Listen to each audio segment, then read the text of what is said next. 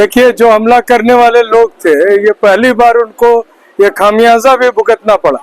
इसके पहले जो हमले होते थे, ये बड़ी कायराना तरीके से पीछे से हमले करके जाते हैं, लेकिन इस बार जो हमारे दलित साथी थे वहाँ, उन्होंने जमकर उसका जवाब दिया है।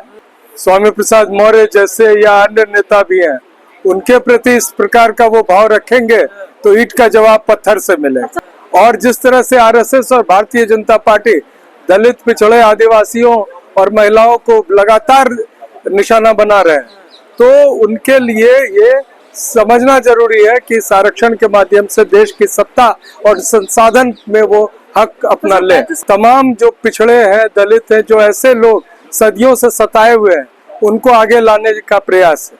तो जाहिर तौर पर उस संविधान को ही निशाना बनाया जाए जो सबको बराबर लाता है, क्योंकि मनुस्मृति में बराबर नहीं है।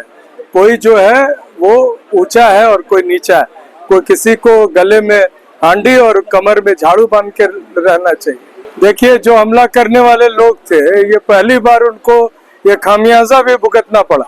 इसके पहले जो हमले होते थे, ये बड़ी कायराना तरीके से पीछे से हमले करके जाते हैं, लेकिन इस बार जो हमारे दलित साथी थे वहाँ, उन्होंने जमकर उसका जवाब दिया है। और जो व्यक्ति है उसको पता चल गया कि कोई अब वो पुरानी स्थिति नहीं है कि हमारे जो बड़ी श्रद्धेय नेता है स्वामी प्रसाद मौर्य जैसे या अन्य नेता भी हैं, उनके प्रति इस प्रकार का वो भाव रखेंगे तो ईंट का जवाब पत्थर से मिलेगा। अच्छा, स्वामी प्रसाद मौर्य जी के साथ तो सिक्योरिटी रहती है क्या? सिक्योरिटी लैब्स है क्या? सुरक्षा में चूक? देखिए, जो व्यक्ति हमला किए वो मुख्यमंत्री के समाज के जो एक गुंडा एक तंत्र है, और उसी के वो एक अपने आप को प्रतिनिधि कह रहे थे, तो उनको तो उनका मन फेंका हुआ है। एक यादव भी था सर, देखिए दो लोग थे ना। देखिए, हमारे अब अभी बागेश्वर धाम में जमकर भीड़ लगी है, सुनते हैं कई किलोमीटर तक लोग लाइन में। आप जाके पूछिए, वही लोग होंगे जो पिछड़े समाज से, ओबीसी, और जिसके कारण आज पूरे के पूरे पिछड़े समाज को हम जैसे मंडल कमीशन के क्रियान्वयन यानी इम्प्लीमेंटेशन के दिन को आज मिल रहा है। तो इस वजह से मिल रहा है कि क्यों जरूरी हो रहा है कि हम लोगों को पिछड़े समाज को आगे लाने के लिए ये मुहिम करनी पड़ रही, इसलिए कि पथ से भटके हुए सनातन के नाम पर अपने जो हक और हुकूक को खोते हुए हिंदू कह के और अपने ऊपर किस चीज का छिड़काव करते हैं वो तो आप सब देख चुके हैं। तो ऐसी स्थिति में ये तय करना होगा कि हम वाकई में हिंदू हैं या हम पिछड़े समाज के हैं, वो समझ नहीं रहे। जैसा सर आपने कहा, हमलावर भी तो यही कह रहे हैं कि सनातन के खिलाफ बोलते हैं, सनातन को बदनाम कर रहे हैं स्वामी प्रसाद मौर्य। नहीं, तो हम तो ये कह रहे हैं कि कौन से सनातन, कैसा सनातन? आप तो हमको पिछड़े मानते हैं, आप तो उस चीज का छिड़काव करवाए हैं जिस चीज को आप पवित्र मान रहे थे, शायद आप लोग नहाते होंगे उससे, लेकिन हम लोग के लिए तो बड़ी अपमानजनक चीज थी।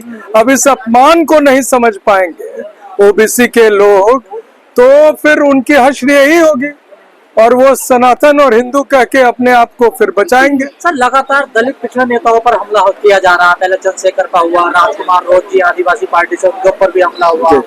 अब स्वामी प्रसाद मौर्य जी के ऊपर 2 बार हमला हो गया। तो क्या दलित पिछड़े नेताओं का निशाना बनाया जा रहा है? बिल्कुल निशाना बनाया जा रहा है, और इसका जवाब आम लोगों को, आम जो ओबीसी दलित हैं, उनको ये समझ कर देना होगा कि इस संविधान का, जैसा कि आज आप लोगों को पता है कि आज बड़े पैमाने पर राहुल गांधी ने भी स्पष्ट किया कि वोट चोरी से ये सरकार बनी, इनको लोगों का समर्थन नहीं। तो हमारे लोग कम से कम सड़क पर उतरे, अपना समर्थन दिखाएं, तो जनतंत्र भी बनेगा, बचेगा, उनकी इज्जत आबरू भी बचेगी, और इस तरह से जो हमारे नेताओं पर हमला हो रहा है वो भी रोका जा सके। सर, लगातार ये कहा जा रहा है कि ये हिंदू धर्म के देवी देवता है, उनके ग्रंथों पर ये सीधा सीधा टारगेट करते हैं, चाहे रामचरितमानस हो या मनुस्मृति हो, इसलिए इनके ऊपर हमले हो रहे हैं। सर, मनुस्मृति को वो अपना ग्रंथ मानते होंगे, हम नहीं मानते, हम संविधान को मानते हैं। और जो लोग मनुस्मृति को अपना ग्रंथ मानते हैं, अगर उनको लग रहा है कि संविधान मानने से उन पर हमला हो रहा है, तो वो उसके लिए हम भी तैयार हैं। देखते हैं आगे क्या होता है। सर, जैसे आपने कहा कि आज हम देखिए, आज 35 साल हो गए जब मंडल कमीशन लागू हुआ, एक प्रावधान 1990 में आदरणीय हमारे प्रधानमंत्री, जिसको आज तक हम लोग अपने प्रधानमंत्री तौर पर मानते हैं, वीपी सिंह, उन्होंने लागू किया। खास बात क्या थी, देखिए वीपी सिंह के समय में सिर्फ मंडल कमीशन नहीं लागू हुआ, उसके साथ साथ बाबा साहब भीमराव अंबेडकर को भारत रत्न की उपाधि दी गई। वीपी सिंह के समय नेल्सन मंडेला को भी एक तरह से उनका सम्मान किया गया इस देश में। और साथ ही जो मुसलमानों के जो सबसे अहम उनके जो उनके धर्म के लोग हैं, उनके सम्मान में छुट्टी का डिक्लेरेशन हुआ। तो वीपी सिंह के समय में मंडल कमीशन लागू हुआ। 35 साल बाद ये जो सरकार है भारतीय जनता पार्टी आरएसएस की, ये सुई को उल्टा घुमाना चाहते हैं। ओबीसी आरक्षण को ईडब्ल्यूएस के नाम पर छीना जा रहा है और लगातार ये प्रयत्न जारी है। और ये बात भी अगर ओबीसी के लोग नहीं समझ पाए तो मैं समझता हूँ उनको जो आरक्षण भी दिया जा रहा है वो गलत दिया जा रहा है। अगर गलत बता रहे हैं ओबीसी को जो आरक्षण नहीं, मैं कह रहा हूँ कि अगर वो समझ नहीं पाएंगे, क्योंकि जब जब उनका अपमान होगा तभी उनको लगेगा कि हमारे लिए ये प्रावधान सही है। तो क्या उनको ये समझ नहीं है कि जो देश में स्थिति है और जिस तरह से आरएसएस और भारतीय जनता पार्टी दलित, पिछड़े, आदिवासियों और महिलाओं को लगातार निशाना बना रहे हैं, तो उनके लिए ये समझना जरूरी है कि इस आरक्षण के माध्यम से देश की सत्ता और संसाधन में वो हक अपना ले। 35 साल में कोई बदलाव नहीं हुआ क्या? 35 साल में तो स्थिति और खराब हो गई। मैं तो यही बोल रहा हूँ कि जो 35 साल में प्रतिनिधित्व 54% पिछड़े वर्ग का बढ़ना चाहिए था, वो बढ़ा नहीं है, बल्कि भारतीय जनता पार्टी के शासन में ईडब्ल्यूएस के नाम पर वो और घटा है, घट गया है सर। बिल्कुल। और ये चीज हम देख रहे हैं कि सिर्फ जो आप देख रहे होंगे ये लैटरल एंट्री क्या है, पंडितों के लिए एक प्रावधान, कॉरपोरेट के दलालों के लिए प्रावधान। तो ऐसी स्थिति है, ये आरक्षण को ईडब्ल्यूएस में बैकलॉग दिया जा रहा है और ओबीसी की जायज जो प्रतिनिधित्व है उसको खत्म किया जा रहा है। स्थिति आप कह रहे हैं कि और पीछे हम जा रहे हैं, तो फिर पिछड़ों की तरफ से आवाज क्यों नहीं उठाई जा रही है? बिल्कुल। आज जो सभा है और आज जो आप हमसे पूछ रहे हैं, ये तो उसी मुहिम का एक हिस्सा है कि हम लोगों की आवाज उठे और उस आवाज में आप सहयोग दे रहे हैं।